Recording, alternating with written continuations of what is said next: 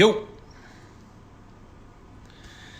Hey everybody, Eric Paskel here from Kerala, India at the Taj Bakal after staying 10 days with a group of 28 others at the Vedanta Academy. Whoo! What a ride it was. It was an introduction to 28 folks about what it's like to really have a look in the mirror and what a real yoga day and yoga practice is about. For those of you that will watch this, just so you know, from 4 a.m. to 9 p.m. it's non-stop, and only 30 minutes of that is asana, that is physical yoga. And I watched 28 people come out of their minds because our warped ideas of what a yoga practice is, what yoga is all about, is so fucking off. And then I watched 28 people bring it together, fight like true warriors, and walk out having learned a ton and being deeply touched. Today, really, I wanted to talk to you about this article that made it to the New York Times. I had been in conversations for the last maybe year that there was going to be this really big article coming out about the sexuality, the state of being victimized or being a predator in the yoga world. It was going to be a kick-ass article that really unveiled a whole lot. And something happened, and all we got was this bullshit little article involving two yoga people. I won't mention names. And this is the interesting part about why we're not having these conversations, because if I start to talk shit, what you'll think is shit, many of you, about other people, you'll say, oh, that isn't yoga, that isn't yoga. So I'm stifled. If I don't say anything about it, then I'm just another person that's being silenced when I know of the atrocities, not only that these two people have done, but so many others. So if I talk about them, then I'm either gossiping or I'm talking shit about other yoga people or anybody, so that doesn't make me a yogi. If I don't talk about it, then my silence doesn't make me a yogi. And if I talk about it in a certain way, I'll seem like I'm saying I'm better, and I'm a piece of shit too. So all I can say for those of you judging me is go fuck yourself. Otherwise, I've got to put up with what you're thinking of me, and then I can't talk about what needs to be spoken about. So now that that's said, you can think whatever the fuck you want, and here we go. Let's start with some very basics. The assumption in our profession, in the yoga world, even if you're not in yoga, you could probably apply this anywhere, is that there is an adult and there is another adult interacting. So in yoga, it would be there's an adult teacher and an adult student. That assumption is terribly wrong. I have never met a teacher that's an adult. I mean, maybe a few here and there. Everyone's children. Everyone's a child. So you have to understand your teacher is a child, and you have to understand you're a child. So when two children meet, shit can go down. Terrible shit can go down as long as there's no adult supervising. So it shouldn't come as a surprise that we have, one of the guys in the article is one of the oldest yoga teachers, and he's made yoga very, very, very popular. And by the way, if you love him, if you've trained under him, I'm sorry if I'm offending you, I really am, but his beauty to you and what he's done for you doesn't mean that he hasn't done what he did to other people. So you have to come to grips with that, folks. He's might have provided a lot of good for a lot of people, but he also stepped over major lines for lots of people. It's like those of you, and I've been sexually abused, physically, verbally abused. it doesn't mean those people didn't have good qualities. It didn't mean that they did that to those other people. So y'all have to reconcile that shit. And same with this other dude that they're talking about in this article. Not that he's all bad. There's lots of things he's done for lots of people in lots of ways. In fact, I love them both dearly. But it doesn't mean they're not doing fucked up shit. And so we have to take that into account. So let's go back to this child thing.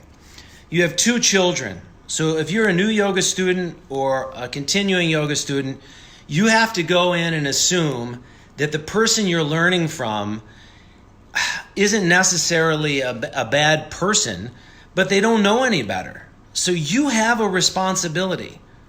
So first and foremost, as individuals, and we talk about yoga, the responsibility is on us. The onus for everything is on the individual. It's not on the teacher. So I'm not getting on a pulpit and saying, how dare these teachers? How dare these teachers? Because your responsibility, it's the first thing we have to learn in life. You're responsible for your fucking self. You've got to figure it out. Do we want to get into a group and cry about what a shame it is because so many teachers in high levels do inappropriate things? Sure, we can do that, but after that, we still have to take care of our shit and move on. So please understand, no matter where you are in your life, you're responsible. You make yourself, you mar yourself. It's your job to become an adult, and you are born with the capacity and capability to do that. So as much as we need teachers and teachings, you still have to think and protect yourself against some of the eventualities that will happen when you open yourself up to other people and make yourself vulnerable. So now that that's said, fuck you to the 2 people in that article. And fuck you to all the people that didn't speak up. And fuck you to the writer that made it about, should you ask for permission? Should I ask you, hey, Gideon, hey, Jamie, hey, Angela, is it okay if I adjust you? What the fuck? Yoga is about adjusting yourself. See, the problem is nobody knows the fuck yoga is. Yoga is not standing on your head. It's about getting your head out of your ass. It's a fucking shame. It's okay to do physical yoga. It's a good workout. It keeps you supple and toned. It wakes you up. You're doing karma yoga to your body if you're taking care of yourself. If you understand that you have a gift of sight and movement and feeling and breath, you can tie in some bhakti yoga to that and become devotional. If you're doing hatha yoga and you're moving and the tone is set correctly, you can even be doing jnana yoga because you're thinking at a higher level and your thoughts go beyond your body. But let's face it, that's not what these yoga classes are about. They're about sensual indulgence. Everybody just wants to get off. Everyone wants to be a fucking orgasm from a yoga class. And the teacher standing there wants to give you an orgasm because it feels good to make people come. But that's not our fucking job. And by the way, if you're making people come, you get turned on yourself and people then get in huge trouble. So giant fuck yous to those guys. You have no idea. I'm not responsible because I've witnessed things, I've seen things, but it's up to you folks to report and to make yourself be heard. It ain't up to me. I wish I could, but it'll send me into a whole other realm with all of you that I don't want to go into. All I can tell you is that you need to take responsibility for yourself, and you teachers need to fess up and own up and get your own help. And the dynamic is fascinating because if you take someone who's familiar with abuse and you bring them to a yoga class with a teacher that's abusive, or anyone in their life, they're used to abuse and they'll take it. Some people love it. They love to be adjusted and have their body parts touched, even their breasts, their vaginas, their penises, their balls, you name it, guys and gals. They get excited about that. So as a teacher, if your students like you getting close and they or responsive in a certain way, you have to question that. And those of you that are going farther and touching those parts that I've talked about and pressing up against people, and you say, well, people like it, there's something fucking wrong with them if they like it. And there's something wrong with you if you're doing it. What is the goal in yoga? It's for people to adjust themselves. Just the other day, I broke one of my very own rules. I had a student in class twice, and I gave tons and tons of verbal instructions, and I went by and I literally took my index finger and I just touched, just like that, for 1 second, said, tuck your tailbone under, just like that. And I walked by her.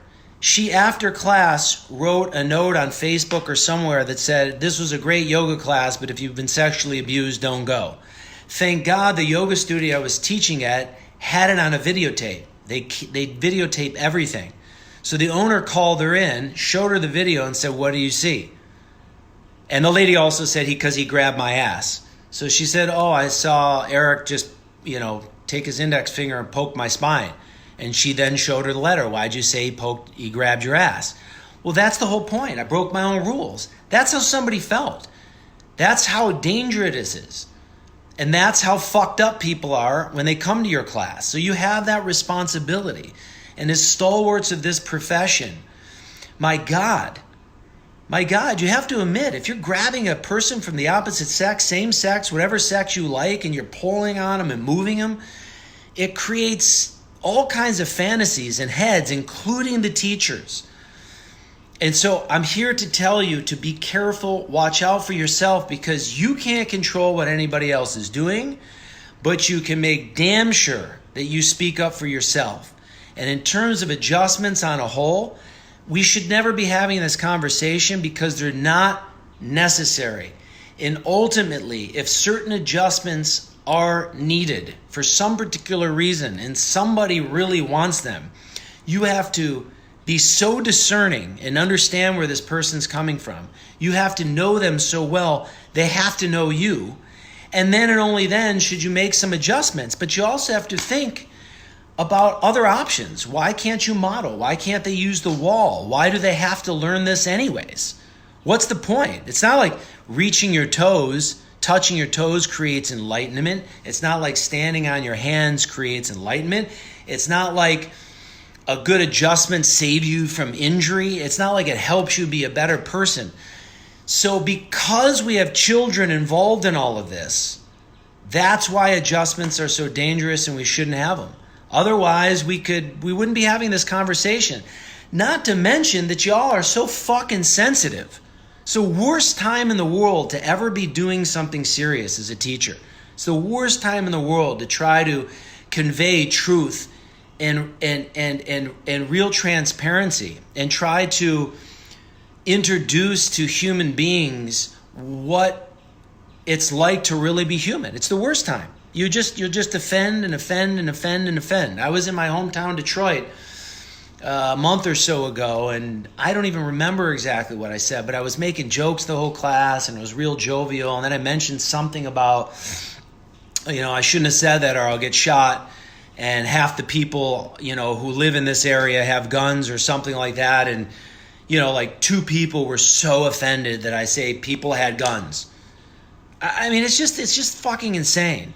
So I'm not telling you to watch what you say. I'm telling you, suggesting that you need to be grounded and be an adult. And then you can rise above all this bullshit that's going on around you, whether you're in the yoga world or not. And secondly, you have to understand the psychology of people coming into your class. You've got to do this. If you're a teacher and you want to be popular, go fuck yourself. That's not what teaching yoga is about. If you're a teacher and you want to be liked, go fuck yourself. Teaching isn't about having students like you. If you're a teacher, you're there to hold the space, hold up a mirror, and never, ever, ever put yourself on a pulpit. Because there's not one teacher I've ever met, and I'm sorry if this is insulting you, including myself, that is any better off than any single student. I mean, it's like splitting hairs. So I'm a little less stressed than you. So half the things that bother you no longer bother me. Big deal. I still have stress on levels. I still have anger on levels. I still have judgment and greed and selfishness on levels. I still have fear and anxiety on levels. So what am I going to say? I'm better than you because I don't have it as much as you? It's like running around in a village where everybody's blind and you have one eye open. Big fucking deal. Big fucking deal. So I'm so fired up about this shitty article. I forgot this lady's name who wrote it in the New York Times. It was the New York Times. I posted it 2 days ago. The article was generally about adjustments and inappropriate adjustments. And then it really boiled down to like, ooh, you should ask for permission. You know, the teacher should ask the student, do you want to be adjusted? Well, if the student says yes, that doesn't mean you should adjust them still. There's some sick puppies in class who are dying and craving to be touched. That's not your job. Your job is to help them love themselves. Your job is to help them become self-sufficient and independent, not codependent. And you sick fucks do the opposite because there's not a single yoga teacher that's been trained worth a shit. Nobody knows what the fuck they're doing. These standards by a yoga alliance, this is bullshit. It's just ridiculous. So go ahead, turn the music on, give people a good sweat, tell some fucking jokes, read a few fortune cookies or out of whatever poetry books you fucking read from, say a few uplifting, inspiring things, and shut the fuck up and get out. Get out. That's a good yoga class. You got no business doing anything else. And then lines are clear, boundaries are clear. Nobody can handle any real shit. So if you're trying to do it, you can't handle it yourself. I'm telling you, I just took a bunch of yoga teachers and people to a place that's truly sattvic, where they're deep in study and reflection. And nobody can handle it. Nobody can handle it. And what's worse off is you're getting things confused by calling relaxation techniques meditation. There's nothing wrong with sitting and chanting. There's nothing wrong than counting through your malabis. There's nothing wrong than imagining that you're walking up a ladder and there's the sun and your favorite person is up there and you open your eyes and see your favorite person and that makes you relax. There's nothing wrong with those things, but my friends, that's not meditation. That's relaxation, that short-term relaxation that does not convert into long-term transformation. What you call meditation is nothing more than a short-term technique, which is great as long as you know it's short-term, and it cannot turn into long-term transformation. That's impossible. It's impossible scientifically, and anybody who ever thinks has any brain at all could dispel all this bullshit in 1 fucking second. 1 second. That's it. And how it's dispelled, sorry, I'm trying to tag somebody, but I guess I can't. How it's dispelled is just using science. The subtle controls the gross, period. You tell me, does the puppeteer control the puppet, or does the puppet control the puppeteer? Now you think about this for your own self. Your body is the puppet. Your mind and intellect are the puppeteer. So it's your mind and it's your body that are controlling, it's your mind and intellect that's controlling your body. That's more subtle than your physical body. More subtle than your breath is your mind and your intellect. Your breath is part of your gross body. It's part of your body. Your gross body is your organs of actions, your organs of perception, your organs of elimination, your organs of reproduction, and your 5 senses. The organs, the subtle body is what drives your gross body, which is your mind and your intellect. So when you call yourself a meditator, all you're doing is using mental, emotional techniques by using your breath or visualizations that for a moment of time calm you down. And that's fine, but it's not meditation. One more example. Do the clouds really block the sun? Where do clouds come from? The sun. The clouds are gross. You can see them in front of the sun. It looks like they're blocking them, but the clouds can't block the sun. The sun is subtle.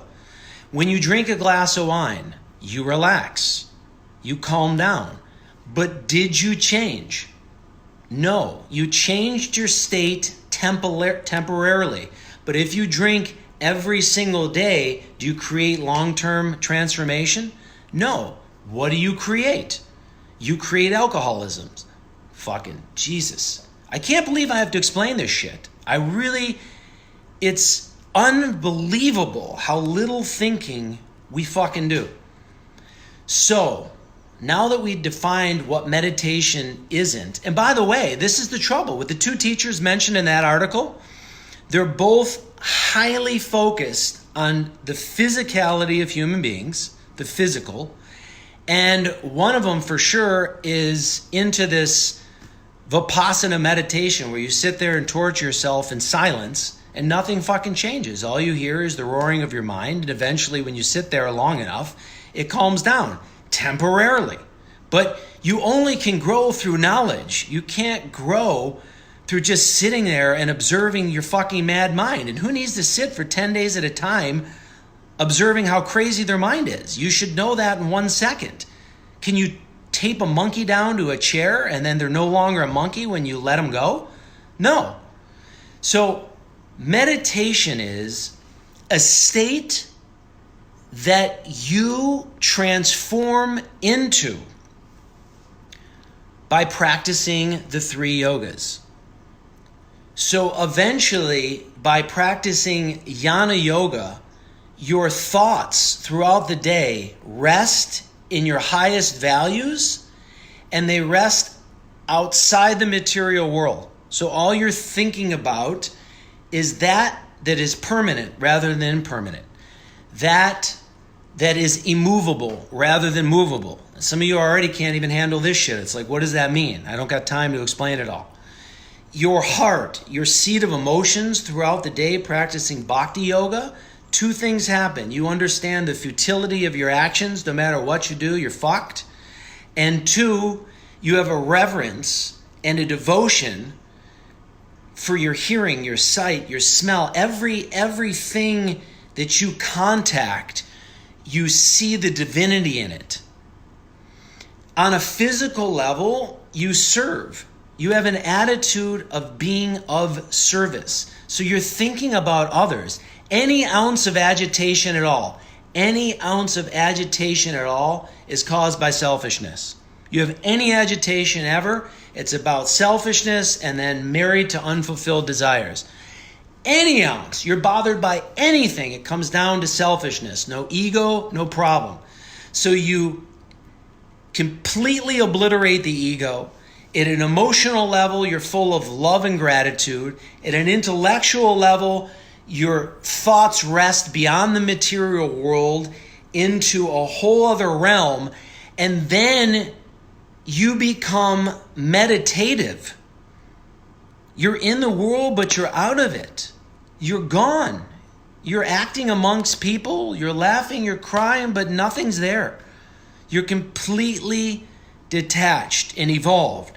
From that space, you have no desire other than to meet your true self. That's the only desire you have. You don't desire people to like you. You don't get bothered if they don't like you. You don't desire a new house. You don't desire a new kitchen. You don't desire a new yoga retreat. You don't desire a new headband. You don't desire shit other than to know your true self. And once you know that true self, once you're there with no other thoughts, then you sit in a seat of meditation, focusing on that one thought, tuning in to the vibration and the sound of Om until that disappears and you cross the line from this world, this transient world, to the transcendental. Now, fuck you. Who do you know that's even close to being there? Not me. Not me, not even close, not in the ballpark, not in the state, not in the country. And you have these assholes running around. And you know what? Every one of these assholes that are talking about this shit and living by it and telling you to do it, just about every one of them is doing some inappropriate, horrid bullshit. And I feel bad for them because they're so lost in their own bullshit that they have to start manifesting all those desires that they're pushing down, and they wind up doing sexually perverted shit. They wind up doing crazy drugs. They wind up saying crazy. There's something. They wind up robbing, cheating, stealing, and lying. And it's all innocent because they don't know any better. They don't have any fucking teachers. These guys in the articles, no fucking teacher. This guy, not Patabi Choice, this other guy, I don't know about Patabi. This other guy has no teacher. He's never had a teacher in his fucking life. Never had a teacher. And the people he calls a teacher were all pot-smoking freaks in Hawaii that did some asana. So, man, you got to watch out for that shit. You've got to watch out. You have a responsibility. And because everybody's so sensitive, everything gets out of control. So please, watch this live video multiple times. Once you've thought about things that have said, once you've wrestled with it, once you've tried to answer your own questions and you're stuck by what I said, or you really want to know what I'm saying, then there's a blueprint for the next, 25, 30, 40 years of your life before you're dead to follow, if you really want the answers. Otherwise, please don't bother commenting with your dumb bullshit and saying things and talking about things that you just don't know. Don't fucking do that. Sit there. Do you know the onus of every practitioner is on them? It's not on the teacher. If you have a question, if something doesn't sit with you, the teacher's job isn't to answer all your questions or to help you make sense out of things. They hold a space for you. The teacher's job is to deliver the information. It's the student's job to figure it out, and when you can't, then you throw yourself at the teacher. And even then, it's not up to the teacher. It's not about telling you things you like to hear. If you're interested in growing, you're going to hear things you don't like to hear and you can't understand. And you've got to be able to wrestle with that. That's what builds your intellect. You can study all the books you want. You can learn all the knowledge you want. You'll never fucking grow. It's just more intelligence. What we need is intellect, and the onus of all of it is digging into yourself and you grappling and struggling with answers. And then and only then asking the questions. I got to get back to my 28 people in this beautiful place. Thank you for tuning in. I'm happy to help clarify and answer questions. I'm happy to talk, but I won't engage in senseless bullshit because you've been emotionally, physically, or sexually abused and you twist things up in your head because of that trauma and want to label what I say and do or anybody else. It's your responsibility to grow, not your teachers, not anybody. Having said that, once again, you're not off the hook. Those people suffer that were in that New York Times article. They suffer greatly. One's dead, one's alive, but it might as well be dead because he's dying inside. All right, I'm out. Peace. Hope this helped.